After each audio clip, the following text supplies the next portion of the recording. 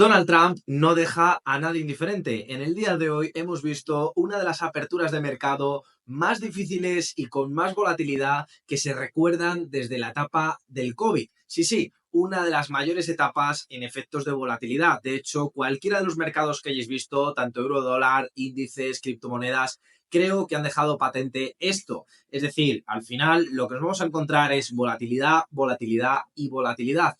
Pero permitidme que os recuerde que estamos ante una de las semanas también más complicadas. ¿Por qué? Porque tenemos noticias de gran calado en Estados Unidos que lo pueden decidir todo. Entonces, ¿qué es lo que va a ocurrir con Trump? ¿Qué es lo que acaba de ocurrir hace exactamente unos minutos antes de grabar este vídeo? ¿Cuál puede ser la política de cara a los próximos meses en cuanto a las cuestiones arancelarias? Y, por supuesto, ¿qué es lo que podemos esperar tanto la Reserva Federal como el Banco Central Europeo, que tienen mucho que decir? Bienvenidos a Invertir en Valor, el mejor canal de trading en español. Ya sabéis que me podéis seguir en todas mis redes, que las tenéis en la descripción del vídeo, dejar un like y un comentario. Así que dicho esto, comenzamos.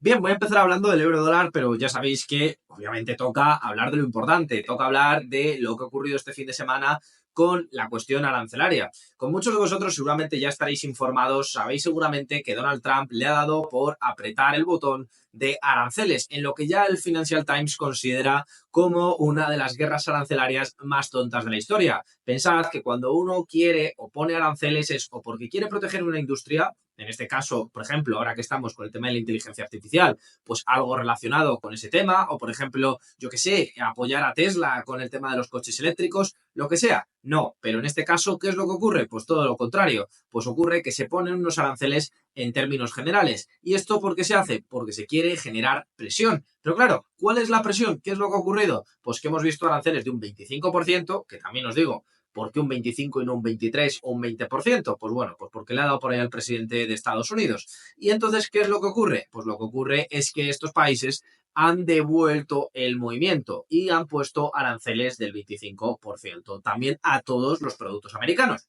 ¿Y por qué es una tontería? Porque son sus principales aliados, son sus principales socios económicos y además Estados Unidos, que parece que se le ha olvidado a Donald Trump, necesita a Canadá y necesita a México para poder mantener su economía actual. Por lo tanto, dicho y hecho, probablemente la guerra arancelaria más tonta de toda la historia. Pero esto que hace unos minutos Donald Trump parece que ha llegado a un acuerdo con México, pues para, digamos, poder ver el tema de los aranceles más a futuro, es decir, que los prorroga, pues ¿qué es lo que ha provocado? Un movimiento de vuelta en los mercados. Pero ojo, no os olvidéis, esto simplemente es una prórroga del partido. Donald Trump no ha cedido ni un solo milímetro en su política de poner aranceles. De hecho, a lo de México, pues bueno, se ha saldado con un acuerdo en temas de inmigración, es decir, temas que a nosotros, pues bueno, a la hora de analizar el euro dólar, pues no tiene mucho que ver. Pero si os dais cuenta, todavía Canadá sigue estando con el porcentaje de aranceles y todavía no ha abierto el melón de qué pasará con la Unión Europea y qué porcentaje de aranceles aplicará a Europa.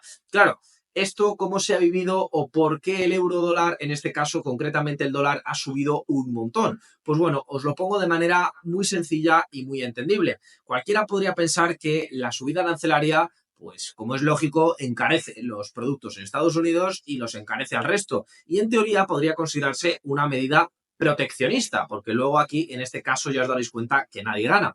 Pero ¿qué es lo que ocurre? ¿Cuál es la lectura? La lectura es si van a subir los precios por efecto de la inflación y encima si se aplican por parte de los resto de países también aranceles, van a aumentar más los precios en Estados Unidos.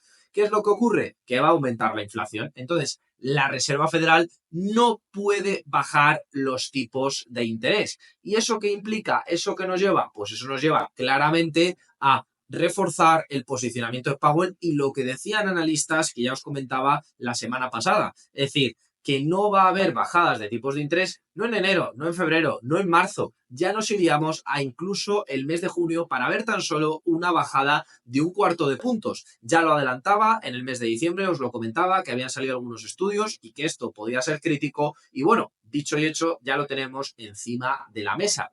Por lo tanto, dólar fuerte simplemente porque Estados Unidos acaba de cerrar con esta política proteccionista, ya sea más laxa o menos laxa, pero acaba de cerrar la puerta a que este primer trimestre del año 2025 veamos bajadas de tipos de interés, al contrario de lo que están haciendo el resto de bancos centrales. Por supuesto, no es que el euro lo haya hecho hoy mal, todo el movimiento se explica simplemente con dos tweets: aranceles del 25% y hemos llegado a un acuerdo con México. Por eso os digo que a día de hoy y con este presidente las noticias fundamentales cobran más importancia que nunca. Y eso, mientras lo tenemos de fondo y mientras también tenemos de fondo un 10% de aranceles a China, ¿qué es lo que ocurre? Pues bueno, pues que hoy han salido distintos datos, ya sabéis, en el calendario económico muy importantes. El primero de todos es temas europeos. Pues tenemos el PMI de Alemania, que repunta al alza, inflación en Europa que aumenta una décima, pero bueno, entra dentro de lo esperable, y luego nos vamos a PMI tanto americano como manufacturero. Ambos dos van al alza, es decir, tanto Europa como Estados Unidos lo han hecho en lo macroeconómico muy bien. Y esto también, desde el punto de vista americano, se podría resentir. Por lo tanto, cuidado, que estos datos pueden cambiar mucho en los próximos meses.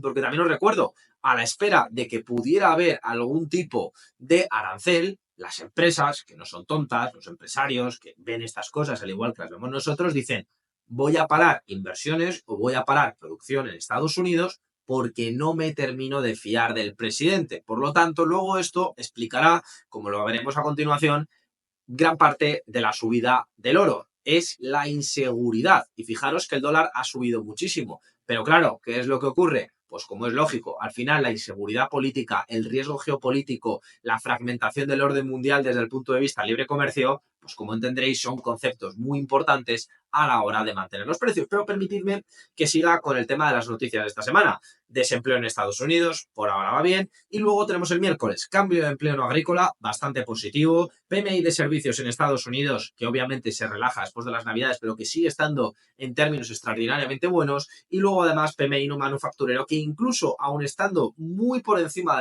del nivel habitual, subiría incluso según las previsiones una décima. Es decir, que Estados Unidos va como un tiro y precisamente va como un tiro porque tiene ciertas medidas arancelarias tranquilas. ¿Cuál es el problema? Que todo esto puede hacer volar por los aires lo bien que va a Estados Unidos.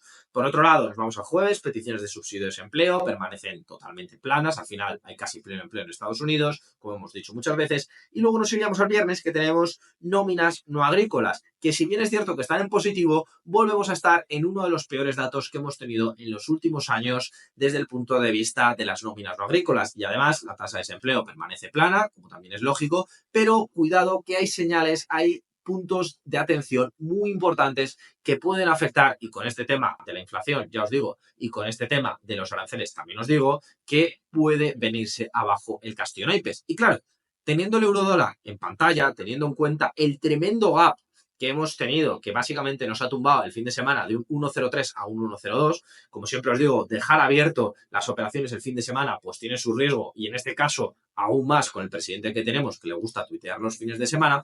Pues ¿qué es lo que ocurre? Pues lo que ocurre es que se ha parado la resistencia del 1,027 y volvemos a estar otra vez en mínimos de este año 2025. Y claro, si os dais cuenta, en tan solo una semana hemos pasado de máximos otra vez a mínimos. Y esto ya os digo yo que nos va a tocar acostumbrarnos con este tipo de políticas y este tipo de comentarios. ¿Beneficia esto a alguien? Por supuesto, a aquellos que habéis mantenido posiciones en corto. ¿Beneficia también a alguien? Pues por supuesto, a los que nos gusta la volatilidad, hacer trading más de corto plazo, incluso hacer scalping. Pero ya os digo yo que el euro dólar sigue en la misma dinámica, sigue con un posicionamiento bajista desde el punto de vista de que el Banco Central Europeo va a seguir bajando los tipos de interés mientras que Estados Unidos acaba de descargar bajadas.